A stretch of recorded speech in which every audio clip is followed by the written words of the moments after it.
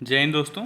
तो जैसा कि मैंने आज कहा था दिन में कि अगर शाम तक आप लोग वेट करेंगे तो मैं आपके लिए टॉप 60 इडियम्स लेके आऊँगा जो कि एसएससी में पहले पूछे गए हैं और कुछ मुझे लगे जो कि बहुत इंपॉर्टेंट हो सकते हैं। तो शुरू करते हैं जल्दी से, छोटी वीडियो रखेंगे और ख़त्म करते हैं इसे सारे इडियम्स करके। पार्ट 1 है, पार्ट 2 भी मैं जल्दी डाल दूंगा और इसकी पीडीएफ की लिंक मैं इसके डिस्क्रिप्शन में नीचे डाल दूंगा, तो परेशान मत होइएगा आप लोग। तो स्टार्ट करते हैं। पहला है एट लॉगर हेड्स। इसका बेसिक मीनिंग होता है कि किसी डिस्प्यूट में या किसी फाइट में पड़ना। जैसे कि दो, आप याद करने के लिए सीख सकते हैं कि दो हेड एक दूसरे का अगेंस्ट है, इसलिए एट लॉगर हेड्स। तो फाइट से रिलेटेड है ये, और ये शायद 2018 में पूछा था। इसका बेसिक मीनिंग है वाइट एलिमेंट। जैसे समझ सकते हैं आप, काफ़ी रेयर होता है वाइट एलिमेंट, तो याद करने के लिए आप मीनिंग समझ लीजिए। An expensive but useless possession, यानी कि जो बहुत ही महंगा हो और बहुत ही रेयर हो और कोई इसका काम ना हो। जैसे कि समझ सक रहे हैं आप, वाइट एलिफेंट का कोई ऐसा बेसिक यूज़ नहीं है। थर्ड है बेकर्स डजन, जिसका बेसिक मीनिंग है, आप कंफ्यूज होने के लिए आपको ये दिया हुआ है, आपको लगेगा डजन है तो आप 13 या ऑप्शन में दिया होगा 12 के लिए, आप उस पर टिक करके आ जाएंगे। बट इसमें बेसिकली 13 ही नंबर 13 की बात हो रही है बेकर्स डजन के लिए। फोर्थ है, बहुत कॉमन है, आप लोगों में सबने पढ़ा होगा इसे, बेल द कैट, जिसे हिंदी में कहते हैं कि बिल्ली के गले में घंटी बांधना।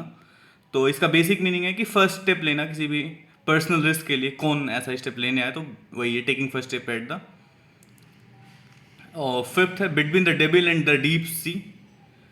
मतलब कि आप समझ सक रहे हैं इसकी मीनिंग से कि जैसे कि डेबिल और सी के बीच में फंस जाना, यानी कि टू डिफिकल्ट सिचुएशन, जो कि इसका बेसिक मीनिंग है। और ये आप शायद अब दोबारा कभी नहीं भूलेंगे अगर इस तरीके से याद रखेंगे तो। सिक्स्थ है बर्ड ऑफ पैसेज, जो कि बेसिक इसका कोई ट्रिक नहीं है, बट हाँ आप इसका मीनिंग समझ लीजिए और याद कर लीजिए, क्योंकि अच्छा है ये, तुरंत स्ट्राइक नहीं करता दिमाग के अंदर इसका मतलब क्या होगा।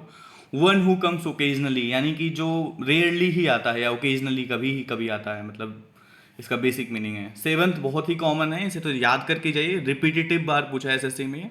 बाइट द डस्ट, यानी कि हिंदी का मतलब है इसका धूल चटाना, यानी किसी को डिफीट करना। और एट पे आते हैं अब जल्द से जल्द। ब्लैक सीप, ब्लैक सीप मतलब होता है कि किसी भी फैमिली में एक ऐसा पर्सन होना जो डिसग्रेस ले आए।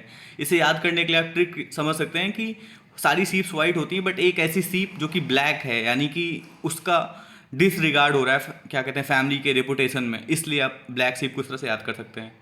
नाइन्थ वर्ड है, काफ़ी ट्रिकी है, कुछ लोग इसे एले से रिलेटेड कर लेते हैं, यानी फ्रेंड से, बट ये एले वो वाला एले नहीं है, ये एले है ब्लॉकेड ऑफ रोड। जैसे वेस्टर्न कंट्रीज़ में जो गलियाँ होती हैं उन्हें एले बोलते हैं। ब्लाइंड एले, ब्लाइंड एले मतलब होता है कि सिचुएशन जिसमें आगे कोई प्रोग्रेस ना की जा सकती हो, यानी ब्लॉक गली, ऐसा आप समझ सकते हैं ब्लाइंड एले।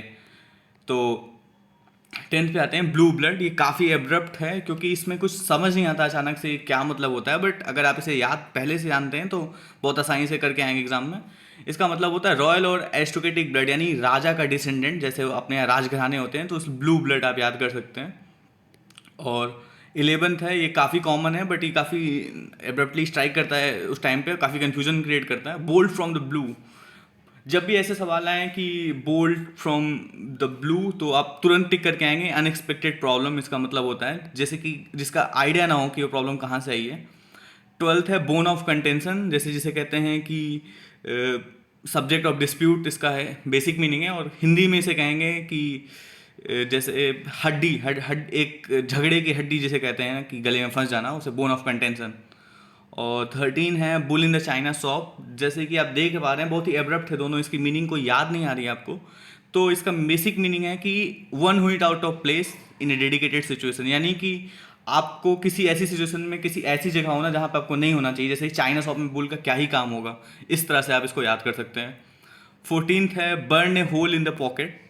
ये भी बहुत बार पूछा गया है, जिसमें आदमी डायरेक्ट आप समझ सकते हैं किसी की जेब में छेद हो जाना है, यानी कि उसके पैसे बहुत तेज़ी से खर्च हो रहे हैं, मनी स्पेंड क्विकली, इसका मतलब है। 15th भी बहुत ही कॉमन है, बार बार पूछा गया है, बरी द हैचेट, यानी कि अपने दुश्मनी को ख़त्म करना, टू एंड द इनमिटी और हॉस्टिलिटी, ये इसका मतलब है। 16 है बाई लीप्स एंड बाउंड्स, तो इसका मतलब है लीप्स एंड बाउंड से आप समझ सकते हैं, अगर आपको उतनी स्ट्रांग नहीं इंग्लिश तो फिर डायरेक्ट आप मीनिंग याद कर सकते हैं, एट अ रैपिड पेस। वैसे लीप्स एंड बाउंड्स मतलब ये होता है लीप, तेज़ी से कदम बढ़ना, लीप्स कहते हैं।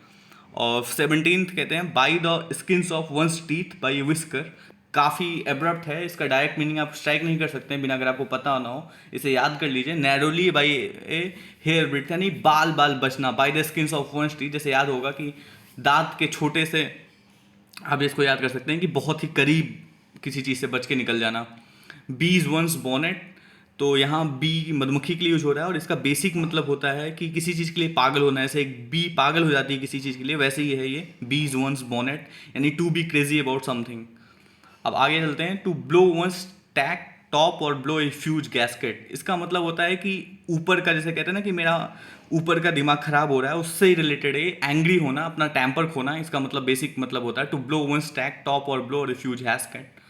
और चलते हैं आगे, to beat a hasty retreat, इसका मतलब होता है कि बहुत जल्दी अपनी हार स्वीकार करना और पीछे हटना। टू गो अवे हरिडली, मतलब बहुत जल्दी हार स्वीकार करके पीछे हट जाना, ये इसका मतलब होता है। 21 पे आते हैं, क्राई फॉर द मून, जैसे कि आप समझ सकते हो इसका मीनिंग कि ऐसी चीज़ के लिए कुछ डिज़ायर करना जो अनअटेबल हो, जैसे कि आप एक चांद के लिए रो रहे हैं जो कि आपको मिल नहीं सकता है कभी।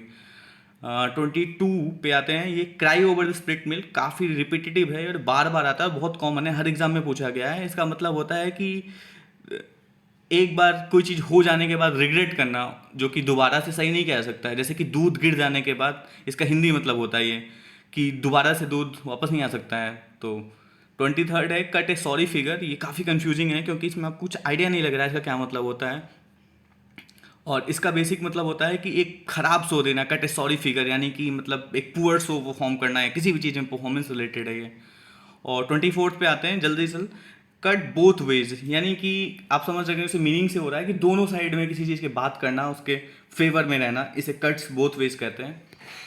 अब आते हैं 25 पे, कट नो आइस, यानी कि जैसे कि आइस, एक होता है आइस ब्रेक करना, आइस ब्रेक करना यानी कि किसी चीज़ को इनिशिएट करना, लेकिन यहाँ पे कट नो आइस, इसका बेसिक मतलब है to fail to make an impression, यानी कि आप बहुत ही प्लेन है, बहुत ही डिलीजेंट है, आपको इंप्रेशन नहीं मेक कर पा रहे हैं, तो उसके लिए यूज होता है कट नो आइस, यानी कि मैं फेल हो गया कोई इंप्रेशन मेक करने में। 26, ये एक स्लर है, इंडियंस के लिए यूज होता है, करी फेवर, जैसे कि हम बदनाम है पूरी दुनिया में अपने एक दूसरे से चाचा भतीजेवाद के लिए, तो उसी लिए स्लर मैं कहूँगा इसे यूज होता है, करी फेवर, यानी कि to seek win favour by the gifts and flattery, यानी कि किसी को लालच देना, किसी को भ्रष्टाचार करना अपने गिफ्ट्स देके, और किसी को फ्लैटर करना अपने अदर तरीकों से, तो इसे करी फेवर कहा गया। और ये बुरा वर्ड है इंडियंस के लिए क्योंकि ये इसी से रिलेटेड है हमारे इस नेचर से। और 27 पे आते हैं, चीक बाई जोल, जैसा कि आप समझ रहे होंगे काफ़ी एब्रप्ट है, बट चीक से आप याद रखिए कि बहुत करीब होना, इंटीमेट होना, यानी दो लोगों के गालों को एक आस पास होकर एकदम सटा होना, इसलिए चीक बाई जोल का मतलब होता है वेरी क्लोज इंटीमेट। अब आते हैं कैच ए स्ट्रॉ, तो इसका बेसिक मीनिंग ऐसे कोई डायरेक्ट याद नहीं आप समझ पा रहे होंगे, स्ट्रॉ तो कुछ और होता है, लेकिन आप इस तरह याद रखिए कि to accept help and support even from the insignificant, यानी कि मदद स्वीकार करना और किसी ऐसे से जिससे उम्मीद भी ना हो आपको, इसलिए ऐसा इसका मीनिंग है बेसिक।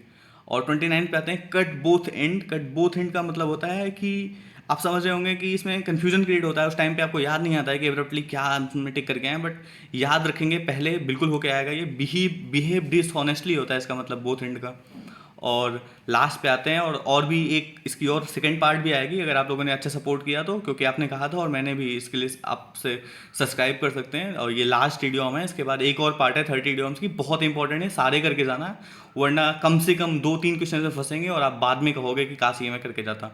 तो लास्ट है, कट द गॉर्डियन नॉट, इसका मतलब to sort out the problem, किसी प्रॉब्लम का निवारण करना होता है इसका मतलब। गॉर्डियन नॉट एक पॉपुलर वहाँ के टाइप ऑफ नॉट है, तो इसीलिए to sort out the problem उसी पे रिलेटेड है कट द गॉर्डियन नॉट। और लास्ट है, इसमें ख़त्म कर लेते हैं, क्लियर द डेक्स, यानी कि जैसे कि सिप पे डेक होती है उसे साफ करना है, यानी सारे ऑब्स्ट्रक्शंस उसी तरह से अपने ख़त्म करना, टू रिमूव डिस्ट्रक्शंस। तो आज के लिए यहीं तक रखते हैं, कल सुबह मैं एक वीडियो डाल दूंगा आप लोगों के कहने पे, और उसे आप देख लीजिएगा, और इसकी पीडीएफ में इसे लिंक में डाल दूंगा टेलीग्राम चैनल पे, वहाँ से आप डाउनलोड कर सकते हैं। और बहुत अच्छे से तैयारी करिए और कोई र्यूमर मत फैलाइए, एग्ज़ाम होंगे, टाइम से एग्ज़ाम होंगे, और ठीक है, बेस्ट ऑफ लक।